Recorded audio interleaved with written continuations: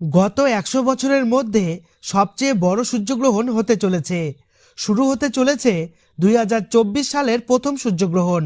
২০২৩ সালের পর এবার কিন্তু ২০২৪ সালেও গোটা পৃথিবীর মানুষ কিন্তু এক মহাজাগতিক বিরল ঘটনার সাক্ষী হতে চলেছে।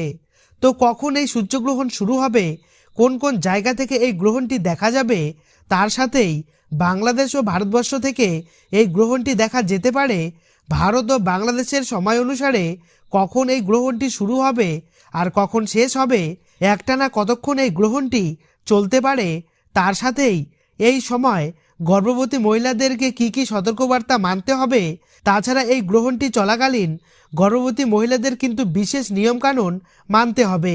যদি নিয়মাবলীর ক্ষেত্রে কিছু ভুল ত্রুটি ঘটে যায় তাহলে গর্ভবতী মহিলাদের জীবনে নেমে আসতে পারে ভয়ঙ্কর বিপদ।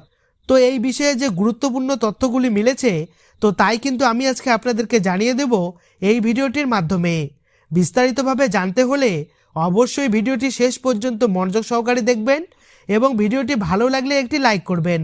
আর এমনই প্রতিনিয়ত গুরুত্বপূর্ণ খবরগুলি পেতে আমাদের চ্যানেলটিকে সাবস্ক্রাইব করে পাশে থাকা বেল আইকনটি অন করে আমাদের পাশে থাকবেন।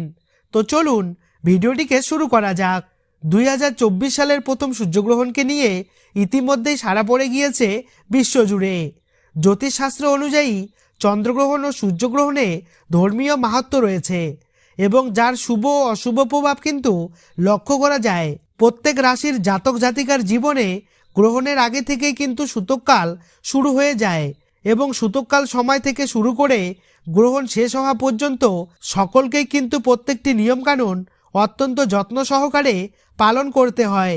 গ্রহণের সময় আপনারা কিন্তু চুল বা নখ কাটবেন না, তার সাথেই এই সময় ঘুমানো একদমই উচিত নয়। কারো সাথে ঝগড়া বা বিবাদ করলে এই সময় কিন্তু অশুভ প্রভাব পড়তে পারে। তার সাথেই ছুরি, কাঁচি বা ধারালো কোনো বস্তু দিয়ে কোনো রকম কাটাকুটি করবেন না। গ্রহণের সময় পশু পাখিদের খাবার দিয়ে তাদের সেবা করুন। গরিব মানুষদেরকে এই সময় বস্ত্র বা অস্ত্র দিয়ে সেবা করুন। এতে কিন্তু আপনার উপর গ্রহণের শুভ প্রভাব পড়বে এবং গ্রহণ শেষ হলে অবশ্যই স্নান করে নেবেন। ২০২৪ সালের প্রথম সূর্যগ্রহণ হতে চলেছে ৮ই এপ্রিল সোমবার। এদিন কিন্তু ৭:১২ গ্রহণ শুরু হবে এবং ২:২২ এই গ্রহণ কিন্তু শেষ হয়ে যাবে।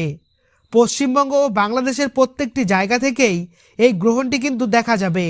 ফলে এই সময় আপনাদের অত্যন্ত সাবধান থাকতেই হবে।